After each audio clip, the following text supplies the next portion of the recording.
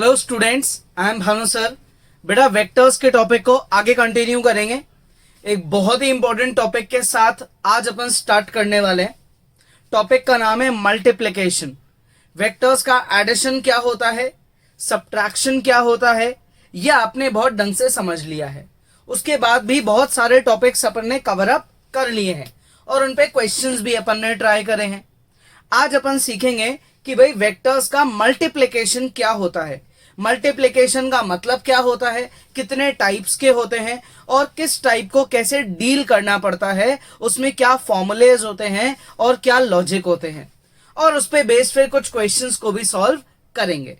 ठीक है, तो सबसे पहले स्टार्ट करते हैं मल्टीप्लिकेशन ऑफ अ वेक्टर। ये केस 1 मान लो आप, multiplication of a vector with a scalar. ये अपना पहला टॉपिक है, multiplication of a vector with a scalar. Scalar का मतलब होता है कांस्टेंट, जिसमें से मैग्नीट्यूड होता है, डायरेक्शन नाम की कोई चीज ही नहीं होती है। जैसे एग्जांपल मैंने आपको बोला कि भाई ए वेक्टर है जो है मान लो 2i cap plus 3j cap plus 4k cap, कोई भी एक रैंडम ए वेक्टर है, और मैंने आपसे बोला कि मुझे फाइंड करके दो 4 टाइम्स ए वेक्टर। क्या फाइंड करके दो? 4 टाइम्स ए वेक्टर। तो यहां पे जो ये 4 है, ये क्या है? ये एक स्केलर क्वांटिटी है, यानी कि ये एक कांस्टेंट है। तो 4 टाइम्स स्केलर का मतलब होता है 4 टाइम्स ए वेक्टर का मतलब 4 of 2i cap 3j cap 4k cap, यही होता है। कर दो 4 गुना, तो ये हो जाएगा 8i कैप 12j कैप और 16k कैप। ये मतलब है किसका? 4a वेक्टर का। यानी कि multiplication of a vector with a scalar, it is a very very easy topic, है ना। और साथ में ये चीज डिस्ट्रीब्यूटिव भी होती है। डिस्ट्रीब्यूटिव का मतलब it is also distributive, it is also distributive.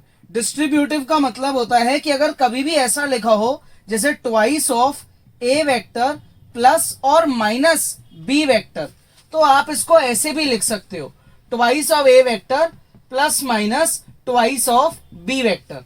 आप चाहे पहले ऐड सब्ट्रैक्ट करके बाद में 2 से मल्टीप्लाई करो, या पहले 2 से मल्टीप्लाई करके बाद में ऐड सब्ट्रैक्ट करो, उससे कोई फर्क नहीं पड़ता। क्लियर? आ गया समझ में? तो ये इसके बड़े ही बेसिक से लॉजिक है। तो ये वेक्टर का product with a scalar, it is a very small topic, ये यहीं पे एंड होता है। अब आते हैं अपन इसके दूसरे केस पे, वो बहुत इंपॉर्टेंट है, वो ही है मेन आज का लेक्चर का सबसे इंपॉर्टेंट अपना टॉपिक। सेकंड केस है multiplication of a vector with a vector. एक वेक्टर का किसी दूसरे वेक्टर के साथ मल्टीप्लाई होना, बहुत इंपॉर्टेंट टॉपिक है ये। अब जब दो वेक्टर्स का प्रोडक्ट किया जाता है, जब दो वेक्टर क्वांटिटीज का प्रोडक्ट किया जाता है, तो 2 तरीके होते हैं प्रोडक्ट करने के, और वो 2 तरीके जो हैं, वो 2 टाइप्स जो हैं, वो 2 टाइप्स बनाई गई है उनके बीच में जो सिंबल है, यानी कि जो ऑपरेटर है, उसको देखते हुए। इसके 2 टाइप है, ठीक है। अपन दोनों टाइप्स को डिस्कस करेंगे। पहली टाइप है dot, also known as scalar product. पहली टाइप है dot which is also known as scalar product. दूसरी टाइप है cross which is also known as vector product. ठीक है, dot also known as scalar product, cross is also known as vector product. ये अपनी 2 types है। Clear? यहां तक 2 types है ये। अब देखो इनमें डिफरेंस क्या है। कभी भी ऐसे लिखा हो ए वेक्टर डॉट बन गई और बी वेक्टर, इसको बोलते हैं डॉट प्रोडक्ट। और कभी ऐसे लिखा हो ए वेक्टर, बीच में मल्टीप्लाई का साइन आ गया और फिर बी वेक्टर, तो ये क्रॉस का साइन आ गया, तो एक क्रॉस प्रोडक्ट। अब यहां पे ये जो डॉट है ना, ये डॉट, ये क्या है? ये है डॉट ऑपरेटर। क्या है ये? ये है डॉट ऑपरेटर। और एक क्रॉस का जो साइन है, ये क्या है? Cross operator. ठीक है बहुत इजी। डॉट का साइन है तो डॉट ऑपरेटर, क्रॉस का साइन है तो क्रॉस ऑपरेटर। अब इनमें एक बड़ी ही यूनिक बात मैं आपको बताता हूं। इनका जो रिजल्ट है, ये जो डॉट प्रोडक्ट है, इसका जो रिजल्ट होता है वो एक स्केलर क्वांटिटी होती है। इसका जो रिजल्ट है वो क्या होती है? एक स्केलर क्वांटिटी होती है। इसका आंसर हमेशा एक स्केलर क्वांटिटी बन के आएगा। और ये जो ऑपरेटर है क्रॉस ऑपरेटर, इसका जो रिजल्ट है, इसका रिजल्ट एक वेक्टर क्वांटिटी होती है। इसका आंसर वेक्टर क्वांटिटी की फॉर्म में आएगा। समझ में आ गया? ठीक है, डॉट ऑपरेटर का हमेशा रिजल्ट स्केलर क्वांटिटी है और क्रॉस ऑपरेटर का हमेशा रिजल्ट वेक्टर क्वांटिटी है। तो कभी भी आपको किसी भी क्वेश्चन में दो वेक्टर्स के मल्टीप्लिकेशन का रिजल्ट कोई वैल्यू गिवन हो, 5, 10, 2, 3, -2, वॉटेवर, कोई वैल्यू गिवन हो, तो आप उसको बोलोगे कि यार ये तो डॉट प्रोडक्ट किया गया है। और दो वेक्टर्स के मल्टीप्लिकेशन का रिजल्ट कोई वेक्टर गिवन हो, ठीक है, वेक्टर गिवन हो, वेक्टर पहचानना आता है यार, 2i cap, 3j cap, 4k cap and something like that, vector given हो, तो इसका मतलब वो वेक्टर क्वांटिटी है, यानी कि क्रॉस प्रोडक्ट किया गया है। ये इनमें बहुत बड़ा डिफरेंस होता है। तो अब अपन आज के वीडियो में सिर्फ इनमें से एक को डिस्कस करेंगे, वो है डॉट प्रोडक्ट। फिर अगले वीडियो में अपन नेक्स्ट वाले को भी डिस्कस करेंगे, है ना। इसको डिस्कस करेंगे, इस पे फॉर्मूला पढ़ेंगे, उसकी डिटेल में घुसेंगे और फिर इस पे बेस्ड क्वेश्चंस को भी सॉल्व करेंगे। तो आपको इसकी पूरी डिटेल आपको आज के वीडियो में समझाऊंगा मैं। तो क्या करना है, वीडियो अभी पॉज करना है, इतना सब कुछ ढंग से नीटली कॉपी करना है और फिर इससे अपने को स्टार्ट करना है। तो पॉज करो और कॉपी करो। देखो, अब पढ़ते हैं, डिटेल में सीखते हैं डॉट प्रोडक्ट का मतलब। डॉट प्रोडक्ट का मतलब क्या होता है? मान लो आपके पास दो को इनिशियल वेक्टर्स हैं, एक इस डायरेक्शन में जा रहा है और एक इस डायरेक्शन में जा रहा है। ये है आपका ए वेक्टर, ये है आपका बी वेक्टर, और यहां इनके बीच में जो एंगल है वो है theta. Angle between A and B vector is theta, या angle made by B vector on A vector is theta, कुछ भी बोल सकते हो आप। तो ऐसे केस में A vector dot B vector का फॉर्मूला होता है magnitude of A magnitude of B cos theta. A के मैग्नीट्यूड को, बी के मैग्नीट्यूड को और कॉस थीटा तीनों को क्या कर दो, मल्टीप्लाई। ये होता है डॉट प्रोडक्ट का बेसिक फॉर्मूला। क्या होता है ये? डॉट प्रोडक्ट का बेसिक फॉर्मूला। अब इसको मैं ऐसे भी लिख सकता हूं, A vector dot B vector is equals to A B cos theta. अब यहां ये ए बी क्या है?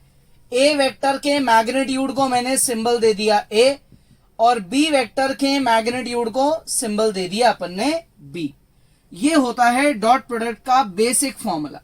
ये फॉर्मूला अप्लाई करते टाइम आपको तीन चीजें पता होनी चाहिए, ए का मैग्नीट्यूड, बी का मैग्नीट्यूड और कॉस थीटा, यानी कि एक तरीके से थीटा। एंगल पता होगा तो कॉस थीटा आप अपने आप ही निकाल लोगे। अब इसके कुछ स्पेशल केसेस देखो, इसके कुछ स्पेशल केसेस क्या हो सकते हैं। जैसे पहला केस, आपका ए वेक्टर और आपका बी वेक्टर दोनों सेम डायरेक्शन में है। ए वेक्टर भी इसी डायरेक्शन में है और बी वेक्टर भी इसी डायरेक्शन में है। ऐसे केस में आपका जो थीटा है वो 0 होता है। अगर थीटा 0 है तो कॉस थीटा की वैल्यू होती है 1। इस हिसाब से ए वेक्टर डॉट बी वेक्टर किसके इक्वल होता है? ये होता है ए बी के इक्वल। ए वेक्टर डॉट बी वेक्टर किसके इक्वल होता है? ये होता है ए बी के इक्वल। ये है अपना बड़ा ही बेसिक सा फॉर्मूला। किस पे बेस्ड है? डॉट प्रोडक्ट पे। लेकिन कब अप्लाई होगा? जब आपके दोनों वेक्टर्स एक ही डायरेक्शन में होंगे विद एंगल 0। सेकेंड केस, मान लो इस पॉइंट से ए वेक्टर जा रहा है इधर और बी वेक्टर जा रहा है इधर, ऑपोजिट डायरेक्शन में है। तो अगर ये ऑपोजिट डायरेक्शन में है तो इनके बीच में जो थीटा है, इस केस में जो थीटा है वो होगा 180 डिग्री। तो जो कॉस थीटा है वो हो जाएगा -1। तो अगर कॉस थीटा -1 है तो मैं उसको यहां अप्लाई कर देता हूं। तो मेरे पास आ गया A vector dot B vector is equal to minus का ए बी। ये होता है अपना क्या, ये है अपना एक और स्पेशल केस, अगर वेक्टर्स एक दूसरे के साथ क्या एंगल बना रहे हैं, 180 डिग्री का एंगल बना रहे हैं। क्लियर? अच्छा, अगर दो वेक्टर्स ऑर्थोगोनल है, तो ऑर्थोगोनल मतलब परपेंडिकुलर है, तो दैट इज आपका जो ए वेक्टर है वो इधर है और बी वेक्टर जो है वो इससे परपेंडिकुलर है। ये ए वेक्टर है, ये बी वेक्टर है, इनके बीच में जो थीटा है वो इस बार क्या है, 90 डिग्री। अगर थीटा 90 डिग्री है तो कॉस थीटा की वैल्यू हुई 0। अगर आपने 0 यहां लगा दिया तो बड़ी ही इजीली आप बोल सकते हो कि ए वेक्टर और बी वेक्टर का जो डॉट प्रोडक्ट है उसका रिजल्ट है 0। तो जब भी आपको दो वेक्टर्स का जो डॉट प्रोडक्ट 0 गिवन हो मतलब वो परपेंडिकुलर है, और अगर दो वेक्टर्स परपेंडिकुलर गिवन है तो मतलब उनका डॉट प्रोडक्ट 0 है। इन तीनों में सबसे ज्यादा इस पे बेस्ड क्वेश्चंस आते हैं, बहुत छोटे छोटे क्वेश्चंस आते हैं, बहुत जल्दी सॉल्व करने वाले आते हैं। तो ये बड़ा ही इंपॉर्टेंट टॉपिक है। अगर दो वेक्टर्स परपेंडिकुलर है तो उनके बीच में डॉट प्रोडक्ट हमेशा 0 होगा, क्योंकि डॉट प्रोडक्ट में कॉस थीटा आता है और थीटा 90 है तो कॉस 90 हो जाता है 0। बेसिक रूल है, 10th क्लास में आपने सीख लिया था ट्रिग्नोमेट्री वाले टॉपिक में। ठीक है। अच्छा, अब डॉट प्रोडक्ट पे कुछ लॉज की स्टडी करें। डॉट प्रोडक्ट फॉलो करता है कम्यूटेटिव लॉ। क्या फॉलो करता है? Commutative law. Now what is commutative law? Commutative law is कि आप डॉट प्रोडक्ट को रिवर्स भी मल्टीप्लाई कर सकते हो। दैट इज, मैंने कभी लिखा A vector dot B vector, तो मैं इसको B vector dot A vector भी बोल सकता हूं। एक ही बात है, ये अपन समझेंगे क्यों है एक बात। इनको मैं आपको क्वेश्चन से देखना, वेरीफाई करना बताऊंगा। कम्यूटेटिव लॉ कैसे निकला, कैसे अप्लाई हुआ, ये सब बताऊंगा मैं आपको, है ना। क्लियर है यहां तक? अच्छा, नेक्स्ट बात, सेकेंड लॉ जो ये फॉलो करते हैं वो होता है distributive law. Distributive law, distributive law का क्या मतलब है? डिस्ट्रीब्यूटिव लॉ का मतलब है अगर कभी लिखा हो A vector dot B vector plus minus C vector, तो मैं इसको ऐसे भी लिख सकता हूं, A vector dot B vector plus minus A vector dot C vector. इसे बोला जाता है डिस्ट्रीब्यूटिव लॉ। तो ये वेक्टर का अपना प्रोडक्ट का पहला बेसिक टॉपिक है, जिसे अपन बोलते हैं डॉट यानी कि स्केलर प्रोडक्ट, जिसमें दो वेक्टर्स का प्रोडक्ट करने से जो आपकी क्वांटिटी निकलती है वो स्केलर क्वांटिटी यानी कि वो एक मैग्नीट्यूड यानी कि एक वैल्यू होती है, वो वेक्टर नहीं होती है, वो सिर्फ एक वैल्यू होती है। इसलिए इसका नाम स्केलर प्रोडक्ट है, जिसका ये एक बड़ा ही बेसिक सा फॉर्मूला है। और इस फॉर्मूले पे बेस ये कुछ स्पेशल केसेस हैं और ये इसके कुछ लॉज हैं। ठीक है, यहां तक इतना समझ आया? बहुत इजी है। तो अब पॉज करना है, इतना जो बोर्ड पे लिखा है उसे कॉपी करना है। पॉज करो और कॉपी करो। नेक्स्ट, अब बात करते हैं, देखो, कोऑर्डिनेट एक्सिस की। कौन होते हैं कोऑर्डिनेट एक्सिस? कोऑर्डिनेट एक्सिस होते हैं एक्स, वाई और जेड। एक्स, वाई और जेड को वेक्टर्स की लैंग्वेज में कौन रिप्रेजेंट करता है? एक्स, वाई, जेड को वेक्टर्स की लैंग्वेज में कौन रिप्रेजेंट करता है? उनके यूनिट वेक्टर्स कौन होते हैं? वो आई कैप, जे कैप और के कैप, है ना, यही होते हैं। देखो, ये है आपका वाई एक्सिस, ठीक है, ये है आपका एक्स एक्सिस और ये है आपका जेड एक्सिस। ये आपके तीन एक्सिस हैं, ठीक है। तो ये जो छोटा सा वेक्टर है ये एक्स एक्सिस का यूनिट वेक्टर है, ये छोटा सा वेक्टर वाई एक्सिस का यूनिट वेक्टर है और ये छोटा सा वेक्टर जेड एक्सिस का यूनिट वेक्टर है। तो आप इस वाले वेक्टर को जो एक्स की तरफ जा रहा है इसको क्या बोलते हो? आई कैप। जो वाई की तरफ जा रहा है उसको क्या बोलते हो? जे कैप। और जो जेड की तरफ जा रहा है उसे क्या बोलते हो? K cap. I cap, J cap, K cap are the unit vectors towards X, Y and Z axis, ठीक है। अच्छा, इनके डॉट प्रोडक्ट की बात करें, इनके डॉट प्रोडक्ट की बात करते हैं। देखो, जब भी आप आई कैप का आई कैप से प्रोडक्ट करोगे तो क्या आंसर आएगा? देखो बताओ मैं आपको आंसर, बहुत इजी है। इसका आंसर आएगा 1। इसका आंसर क्या आएगा? 1। क्यों आएगा आंसर 1? बहुत इजी लॉजिक है। अभी अभी डॉट प्रोडक्ट का मैंने आपको एक फॉर्मूला बताया था। क्या था फॉर्मूला? कि जब भी दो कोइनिशियल वेक्टर्स होते हैं, एक ए वेक्टर है और एक बी वेक्टर है, और उनके बीच में एंगल है थीटा।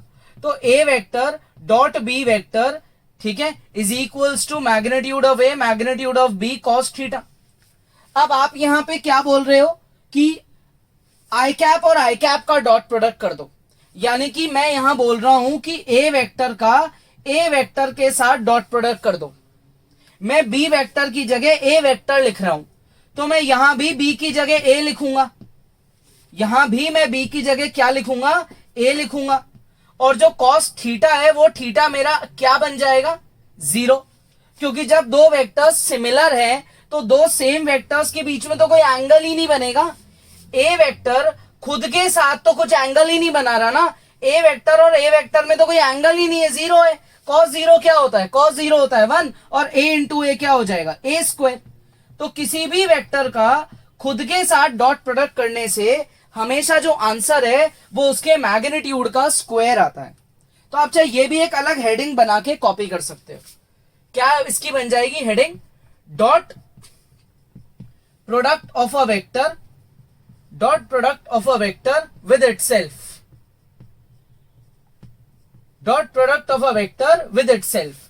किसी भी वेक्टर का खुद के साथ ही डॉट प्रोडक्ट करने से उस वेक्टर के मैग्नीट्यूड का स्क्वायर आ जाता है ना। ये बड़ा ही छोटा सा डेरिवेशन हो गया इसका। इसमें आपने क्या करा, बी वेक्टर की जगह ए वेक्टर लिख दिया और बी की जगह ए लिख दिया। तो ए वेक्टर का ए वेक्टर के साथ जो एंगल है वो कुछ बनेगा ही नहीं, क्योंकि दोनों एक के ऊपर एक है, यानी कि थीटा 0 है, इसलिए कॉस 0 हो गया 1, तो ए इंटू ए हो गया ए स्क्वायर। ये है फॉर्मूला आपका, जब आप एक वेक्टर का खुद के साथ डॉट प्रोडक्ट कर देते हो तो उसके मैग्नीट्यूड का स्क्वायर हो जाता है। अब जरा आप इसी लॉजिक को यहां लगाओ, इस लॉजिक को यहां लगाओ, तो यहां लगाने से आप बोलोगे ये आई कैप के मैग्नीट्यूड का स्क्वायर हो गया। अब यार आई कैप, कैप किस पे लगती है, यूनिट वेक्टर पे। यूनिट वेक्टर का मैग्नीट्यूड क्या होता है, 1, तो यार 1 का स्क्वायर तो 1 हुआ ना। ऐसे ही J cap dot J cap, magnitude of J का स्क्वायर, ये भी 1 हुआ। ऐसे ही K cap dot K cap, magnitude of K का स्क्वायर, ये भी 1 हुआ, है ना। बहुत इजी, बहुत बेसिक चीजें हैं, है ना। अब आप क्या करो, पॉज करके एक बार पहले तो इसको कॉपी करो, dot product of a vector with itself, पहले इसको कॉपी करो, उसके बाद इस लॉजिक को चालू करना, है ना। ये टॉपिक क्या है, इसकी आप हेडिंग लिख सकते हो, dot product of orthogonal vectors, dot product of orthogonal unit vectors, ये इसकी हेडिंग है। ये आपका नेक्स्ट टॉपिक बन जाएगा। उसमें ये अपने 3 पॉइंट है, पॉइंट 1, 2 और 3। क्लियर। अच्छा, अभी खत्म नहीं हुआ, इसको आगे कंटिन्यू करेंगे। पॉज करके पहले इसको कॉपी कर लो, करें। देखो अब आगे, ऑर्थोगोनल वर्ड का क्या मतलब होता है। ऑर्थोगोनल का मतलब होता है वो वेक्टर्स जो एक दूसरे के परपेंडिकुलर हो, इसकी तरह। तो जब भी वेक्टर्स एक दूसरे के परपेंडिकुलर होते हैं तो उनके डॉट प्रोडक्ट का रिजल्ट 0 आता है। तो लगाएं इस लॉजिक को आगे, 3 पॉइंट और बनाएं आगे।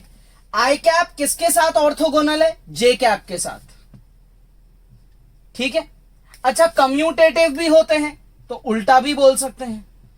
ऑर्थोगोनल के केस में आंसर क्या आता है, हमेशा 0, क्योंकि इनके बीच में जो एंगल है वो 90 है और cos 90 0 होता है। जे कैप किसके साथ ऑर्थोगोनल है, के के साथ, तो जे डॉट के करो या के डॉट जे करो, बात एक ही, 0 ही आएगा। के कैप किसके साथ ऑर्थोगोनल है, आई कैप के साथ, तो के डॉट आई करो सॉरी, या आई डॉट के करो, तो भी आंसर 0 ही आएगा। तो जब आप दो सिमिलर वेक्टर्स का डॉट प्रोडक्ट करते हो तो सिमिलर वेक्टर्स का डॉट प्रोडक्ट करने से वेक्टर के मैग्नीट्यूड का स्क्वायर हो जाता है। क्लियर यहां तक। और जब आप दो ऑर्थोगोनल वेक्टर्स का डॉट प्रोडक्ट करते हो तो रिजल्ट 0 आ जाता है। क्लियर है यहां तक, इजी है बहुत। तो अब क्या करना है, पॉज करना है और ये सब जो लिखा है उसको ढंग से कॉपी करना है। पॉज करो और कॉपी करो। अब एक बार अपन आगे बढ़ने से पहले जितना भी अभी तक पढ़ लिया डॉट प्रोडक्ट में, उसको एक बार रिकॉल करते हैं और फिर मैं आपको डॉट प्रोडक्ट का एक नया बहुत ही इंटरेस्टिंग फॉर्मूला बताऊंगा। फिर अपन क्या करेंगे, एक साथ सबके क्वेश्चंस सॉल्व करना स्टार्ट कर देंगे। ठीक है, तो अभी तक अपन ने क्या क्या पढ़ा है, सबसे पहले अपन ने पढ़ा डॉट प्रोडक्ट का बड़ा ही basic formula, A vector dot B vector magnitude of A magnitude of B cos theta. इसके कुछ स्पेशल केसेस अपन ने डिस्कस करे, A vector dot B vector magnitude of A magnitude of B, A vector dot B vector negative of A B, A vector dot B vector is 0। ये है जब theta होता है 0, थीटा है 180 और ये थीटा है 90। ठीक है, यहां तक। इसके बाद अपन ने डिस्कस करा कि भाई ये जो वेक्टर्स हैं ये कम्यूटेटिव होते हैं, A vector dot B vector is equal to B vector dot A vector. Distributive भी होते हैं, A vector dot B plus minus C is equals to A vector dot B vector plus minus A vector dot C vector. Commutative के साथ distributive भी होते हैं। अच्छा, और क्या सीखा अपन ने? उसके बाद अपन ने सीखा कि किसी भी वेक्टर का अगर आप खुद के साथ डॉट प्रोडक्ट कर दोगे तो उसके मैग्नीट्यूड का स्क्वायर हो जाएगा, दैट इज ए स्क्वायर हो जाएगा। और क्या सीखा? और ये हमने सीखा ऑर्थोगोनल वेक्टर्स के बारे में, I dot I, J dot J, के डॉट के। ये सब क्या होते हैं? ये सब होते हैं किसके इक्वल? 1 के इक्वल। रूल नंबर 4 के अकॉर्डिंग अपन ने इनको प्रूफ भी करा था। नेक्स्ट अपन ने क्या सीखा? I dot J, J dot I, के डॉट जे, जे डॉट के डॉट आई और आई डॉट के। ऑर्थोगोनल वेक्टर्स का जो यूनिट वेक्टर है, मतलब जो प्रोडक्ट है, डॉट प्रोडक्ट है, वो 0 आता है। ये सारे टॉपिक्स अपन ने अभी तक कवर करे। अब अपन डॉट प्रोडक्ट का एक और लॉजिक सीखते हैं। अब लॉजिक है dot product if any two vectors are given in standard form. जब आपको कोई भी दो वेक्टर्स स्टैंडर्ड फॉर्म में गिवन होते हैं तो आप डॉट प्रोडक्ट कैसे करते हो? जैसे एग्जांपल, मान लो ए वेक्टर है जो आपको गिवन है A1 आई कैप B1 जे कैप, या A I cap B J cap, इतना सा लिख लो। और जो B वेक्टर है वो आपको गिवन है C आई कैप D जे कैप। क्लियर है? यहां A I cap B J cap, C I cap D J cap. दो आपके कंपोनेंट्स हैं, एक आई कैप का और एक जे कैप का। अभी के कैप की बात नहीं कर रहे क्योंकि जैसा फॉर्मूला 2 में लगता है वैसा ही 3 में लग जाता है। तो पहले 2 का डिस्कस करते हैं। अब आपको बोला गया कि ए वेक्टर डॉट बी वेक्टर निकालो। अब आप जरा यहां सोचो, आपको मैग्नीट्यूड पता है क्या? नहीं पता, दोनों का ही नहीं पता। आपको इनके बीच में एंगल पता है क्या? वो भी नहीं पता। तो फिर अब आप कैसे निकालोगे इनका डॉट प्रोडक्ट? यहां काम आएगा आपका बेसिक डिस्ट्रीब्यूटिव लॉ। क्या काम आएगा? ये डिस्ट्रीब्यूटिव लॉ, इस पे बेस्ड है ये। ए डॉट बी का मतलब A I cap B J cap dot product C I cap D J cap. Basic math सबने सीखी है, बॉड मास है ना। क्या होता है कि भाई ब्रैकेट्स को खोल दो, सारी चीजें एक दूसरे से मल्टीप्लाई कर दो, यही होता है। देखो, A I cap into C I cap, A I cap C I cap, फिर A I cap D J cap, फिर B J cap B J cap C I cap, और फिर B J cap into D J cap, I cap into I cap, I cap into I cap, J cap into J cap, K cap into K cap, ये सब तो होते हैं 1। तो आई cap into I cap ये हो जाएगा 1। ठीक है, तो यहां चाहे बीच में डॉट भी लगा लो, कोई दिक्कत नहीं, कंफ्यूजन भी नहीं होगा। I cap dot I cap क्या होता है? 1। तो क्या रिजल्ट रह गया? A C. J cap into J cap क्या होता है? 1। क्या रिजल्ट रह गया? B D. I cap into J cap और J cap into I cap, I cap J cap, J cap I cap, क्या रिजल्ट है? 0। तो ये हो गया ए डी 0 और ये हो गया बी सी 0।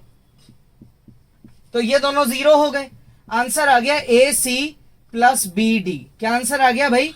ए सी प्लस बी डी। यानी कि जब भी आप दो बेसिक वेक्टर्स को मल्टीप्लाई करोगे बिना उनके मैग्नीट्यूड, बिना एंगल का यूज करे, तो भी आप डॉट प्रोडक्ट कर सकते हो। दोनों के आई कैप के कोएफिशिएंट का प्रोडक्ट, फिर प्लस करा, और दोनों के जे कैप के कोएफिशिएंट का प्रोडक्ट। अब अगर इसी तरीके से आपके पास तीन कंपोनेंट्स का वेक्टर होते, मान लो आपके पास एक होता P vector which is A1 I cap, B1 J cap, C1 के कैप, और दूसरा वेक्टर होता आपके पास Q vector which is A2 I cap, B2 J cap and C2 के कैप। दो वेक्टर्स हैं और आपको करना होता है इनका डॉट प्रोडक्ट। तो आप क्या बोलते कि भाई जैसे हमने आई कैप को मल्टीप्लाई किया, जे कैप को मल्टीप्लाई किया, तो वहां पे के बढ़ गया, बात एक ही है। आई कैप मल्टीप्लाई कर दो A1 A2, जे कैप मल्टीप्लाई कर दो B1 B2, और के कैप से कर दो C1 C2। इस तरीके से हम वेक्टर्स का डॉट प्रोडक्ट निकाल सकते हैं। तो अब से हमारे पास कितने फॉर्मूले हैं डॉट प्रोडक्ट निकालने के? दो फॉर्मूले हैं, पहला फॉर्मूला और दूसरा फॉर्मूला। अगर हमें मैग्नीट्यूड पता है, एंगल पता है, तो हम पहला फॉर्मूला लगा देंगे, और हमें मैग्नीट्यूड एंगल नहीं पता, हमें बेसिक वेक्टर्स पता है, तो हम दूसरा फॉर्मूला लगा देंगे। बहुत easy, A1 A2 B1 B2 C1 C2, आई cap J cap K cap, बाकियों से कोई मतलब ही नहीं है, इजी है। तो डॉट प्रोडक्ट की पूरी ही थ्योरी कवर अप कर दी है ना, सारे रूल्स को अपन ने क्या करा, खत्म कर दिया। अब कम्यूटेटिव वगैरह ये आपको मैं क्वेश्चन से समझाऊंगा कि कम्यूटेटिव क्यों है। बहुत बेसिक बात है, बहुत बेसिक, 2 मिनट में सीख जाओगे। इस फॉर्मूले से प्रूव कर सकते हो, आप कोई भी एग्जांपल लेके प्रूव कर सकते हो। ए वेक्टर को ले लो 2 आई कैप 3 जे कैप, बी वेक्टर को ले लो 4 आई कैप 5 के कैप, अब आप क्या 5 जे कैप, अब आप क्या करो, ए डॉट बी की वैल्यू निकालो और बी डॉट ए की वैल्यू निकालो, देखना कम्यूटेटिव निकलेंगे, क्योंकि दोनों का आंसर सेम आएगा। ठीक है, तो पॉज करना है और इन सबको ढंग से कॉपी करना है, क्योंकि अपन अब क्या करेंगे, इन्हीं पे बेस्ड कुछ क्वेश्चंस को प्रैक्टिस करेंगे। तो पॉज करो और एक बार इनको ढंग से कॉपी करो। देखो अभी क्वेश्चन सॉल्व करते हैं ना, डॉट प्रोडक्ट के लॉजिक पे बेस्ड है। क्वेश्चन है आपको दो वेक्टर्स के बीच में एंगल निकालना है, एंगल मतलब थीटा की वैल्यू निकालनी है। तो एक काम करते हैं, पहले वेक्टर को क्या मान लेते हैं, ए वेक्टर, और दूसरे वेक्टर को क्या मान लेते हैं, बी वेक्टर। ये आपके पास ए वेक्टर है 3 I cap plus 4 J cap, और ये आपके पास बी वेक्टर है 5 आई कैप 12 जे कैप। अब क्या मैं इनका डॉट प्रोडक्ट निकाल सकता हूं, A vector dot B vector कर सकते हैं क्या अपन?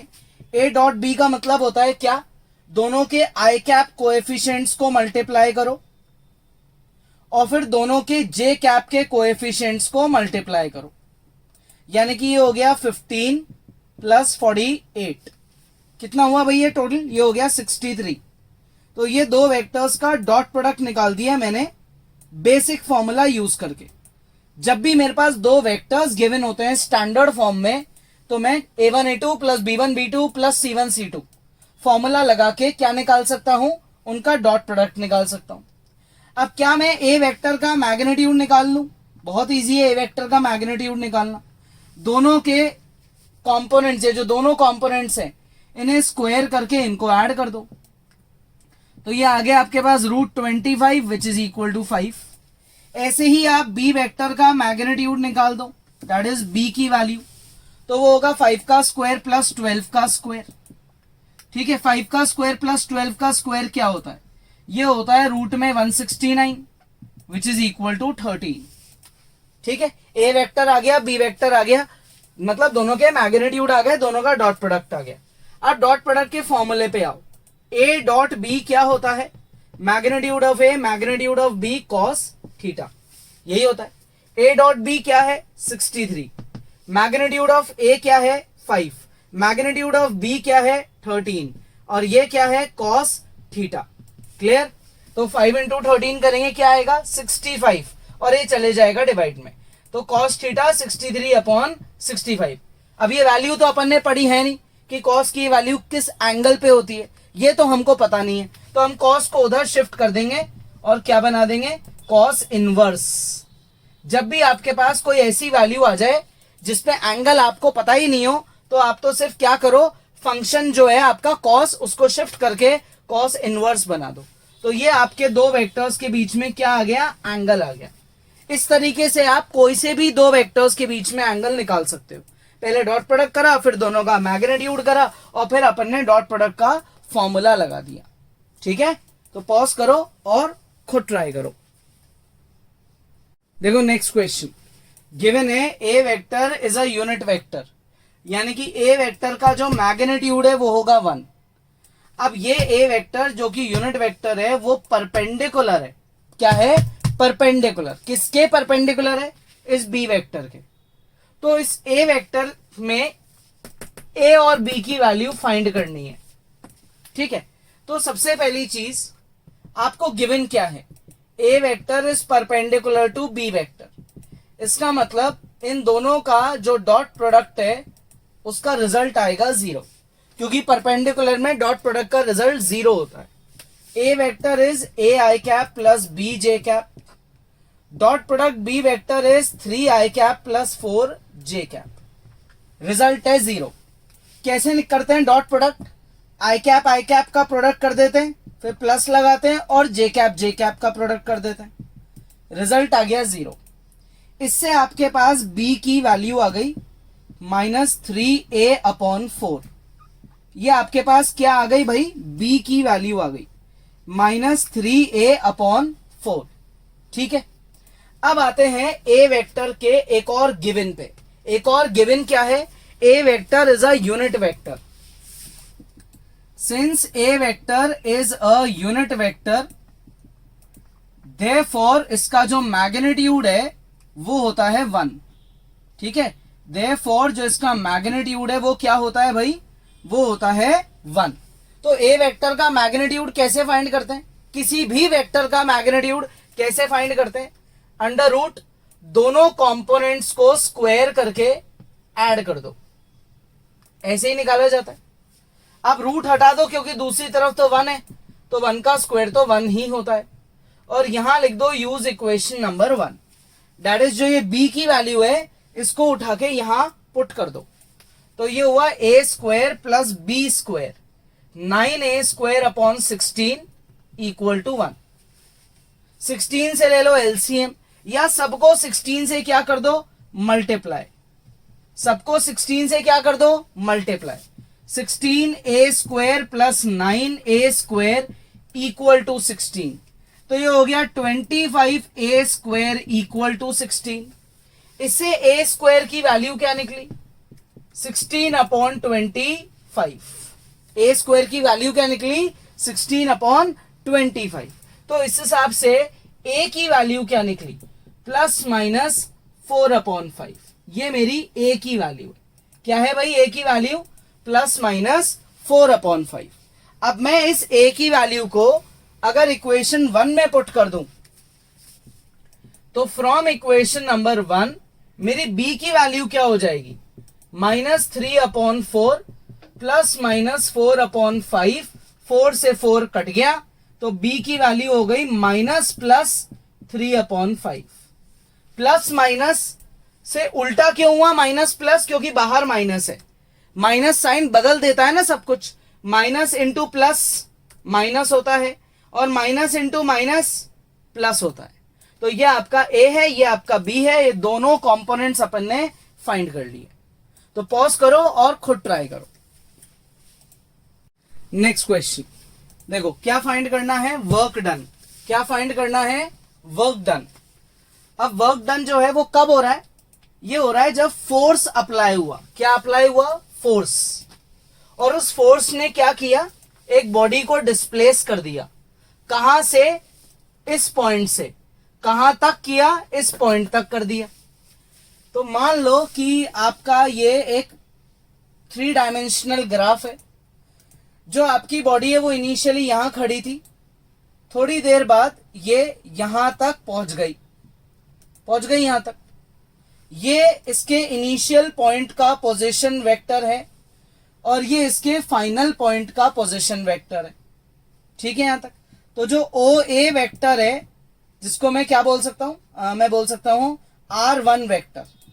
ठीक है, वो हुआ क्या, क्या गिवन है, i cap J cap K cap, और जो आपका ओ बी फाइनल वेक्टर है, फाइनल पोजीशन का जो वेक्टर है उसको मैं बोल देता हूं R2 वेक्टर। क्या बोल देता हूं भाई? R2 vector. वो क्या गिवन है? 3i cap plus 4j cap minus का 5k कैप। तो जो बॉडी है वो पहले थी A पॉइंट पे और A से पहुंच गई B पॉइंट पे, तो A is the initial position and B is the final position. ये इनिशियल पोजीशन का पोजीशन वेक्टर है, ये फाइनल पोजीशन का पोजीशन वेक्टर है। क्लियर है यहां तक? इतनी बात समझ में? अच्छा, फाइनल पोजीशन में से जब आप इनिशियल पोजीशन को माइनस कर देते हो तो आपके पास डिस्प्लेसमेंट वेक्टर आ जाता है, जिसको मैं यहां मान सकता हूं डी वेक्टर। तो जो डी वेक्टर है वो होता है final position vector minus initial position vector. करें सब्ट्रैक्ट, तो इस हिसाब से मेरा डिस्प्लेसमेंट वेक्टर क्या हुआ? 2i cap 3j cap minus 6k cap. ये मेरा है डिस्प्लेसमेंट वेक्टर। क्या है भाई? ये है डिस्प्लेसमेंट वेक्टर। क्लियर यहां तक? इतनी बात समझ में आ गई? ये डिस्प्लेसमेंट वेक्टर है, यहां तक कोई डाउट नहीं है। अब आपको निकालना है फोर्स। डिस्प्लेसमेंट वेक्टर आपने फाइंड कर लिया, साथ में आपको गिवन है फोर्स का vector 2i cap plus 3j cap plus 4k cap. ये फोर्स का वेक्टर भी गिवन है। अच्छा, वर्क का फॉर्मूला क्या होता है? वर्क होता है product of force and displacement. Work is a scalar quantity which is the scalar product of force and displacement. Scalar यानी कि डॉट प्रोडक्ट।